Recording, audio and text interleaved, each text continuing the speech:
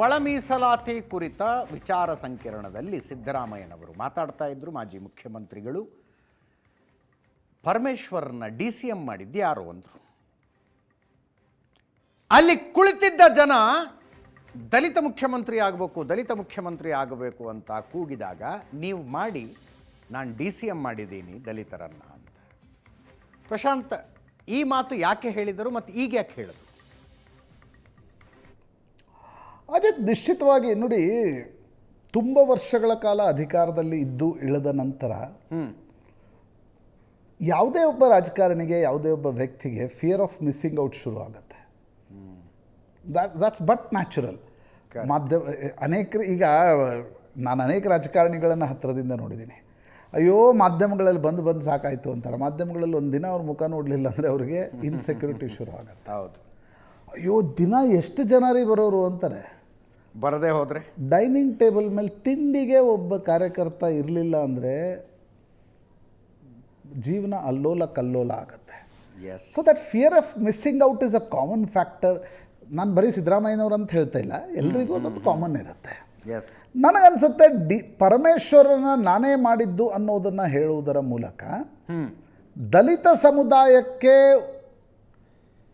ನಾನು ದಲಿತರ ಬಗ್ಗೆ ಎಷ್ಟು ಕಾಳಜಿ ಇದೆ, ನಾನು ದಲಿತರ ಅಂದರೆ ಖರ್ಗೆ ಅವರನ್ನು ಮುಖ್ಯಮಂತ್ರಿ ತಪ್ಪಿಸಿದ್ದು ನಾನು ಅಂತ ಹೇಳ್ತೀರಿ, ಬಟ್ ಪರಮೇಶ್ವರನ್ನ ಒಬ್ಬರೇ ಉಪಮುಖ್ಯಮಂತ್ರಿಯನ್ನಾಗಿ ಮಾಡಿದ್ದು ನಾನು ಅನ್ನುವುದನ್ನು ಹೇಳುವುದರ ಮೂಲಕ ದಲಿತರಿಗೆ ಯಾಕಿದು ಅಂತಂದರೆ, ಎಚ್ ಸಿ ಮಹದೇವಪ್ಪ ಅಲ್ಲಿ ಮೈಸೂರಿನಲ್ಲಿ ಪ್ರತ್ಯೇಕ ಸಭೆಗಳನ್ನು ನಡೆಸಿದರು. ಎಚ್ ಸಿ ಮಹದೇವಪ್ಪನವ್ರನ್ನ ಕೈ ಬಿಟ್ಟಿದ್ದು ಸಿದ್ದರಾಮಯ್ಯನವರ ಕಾರಣದಿಂದ, ಯತೀಂದ್ರ ಕಾರಣದಿಂದ ಅನ್ನುವ ಚರ್ಚೆಗಳು ಹಳೆ ಮೈಸೂರು ಭಾಗದಲ್ಲಿ ಶುರುವಾಗಿದ್ದವು. ಕರೆಕ್ಟ್.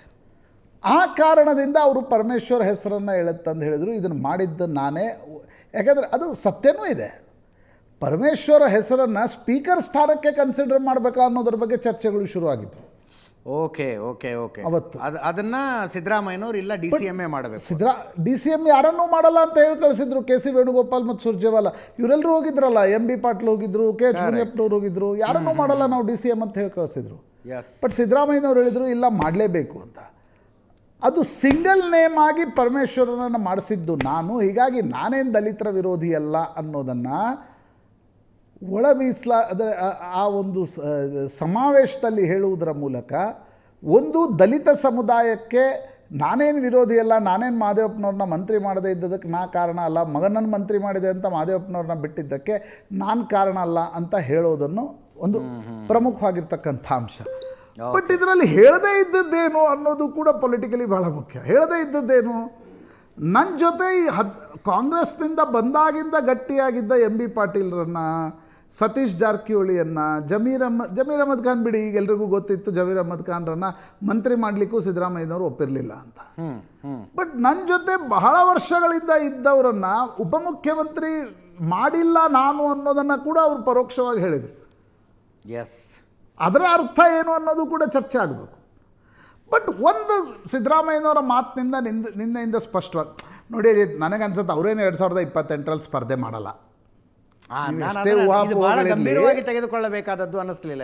ಅದೇ 2028 ಪ್ರಸಂಗ ಬಂದರೆ 29ರಲ್ಲಿ ಹೈಕಮಾಂಡೇ ಬೆನ್ನು ಹತ್ತಿ ಅವ್ರಿಗೆ ಮೈಸೂರಿಗೆ ಲೋಕಸಭೆಯಲ್ಲಿ ನಿಲ್ಲಿಸ್ಬೋದೇನೋ ಗೊತ್ತಿಲ್ಲ ನನಗೆ.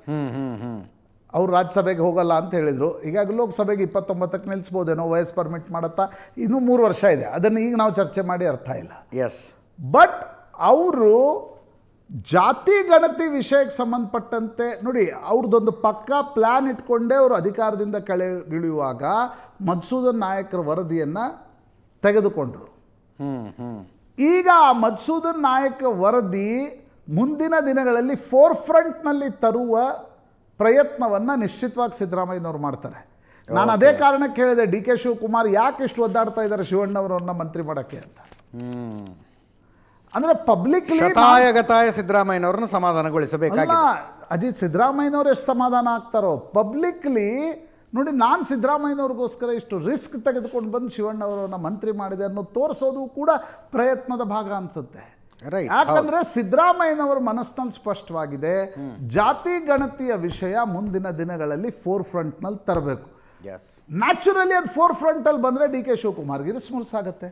ಹೌದು, ಪ್ಲ್ಯಾನ್ ಲುಕ್ಸ್ ಪರ್ಫೆಕ್ಟ್.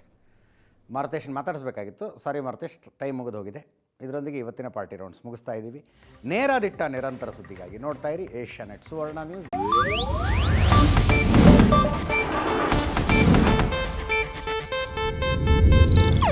ಇದು ಏಷ್ಯಾನೆಟ್ ನ್ಯೂಸ್ ನೆಟ್ವರ್ಕ್ ಪ್ರಸ್ತುತಿ.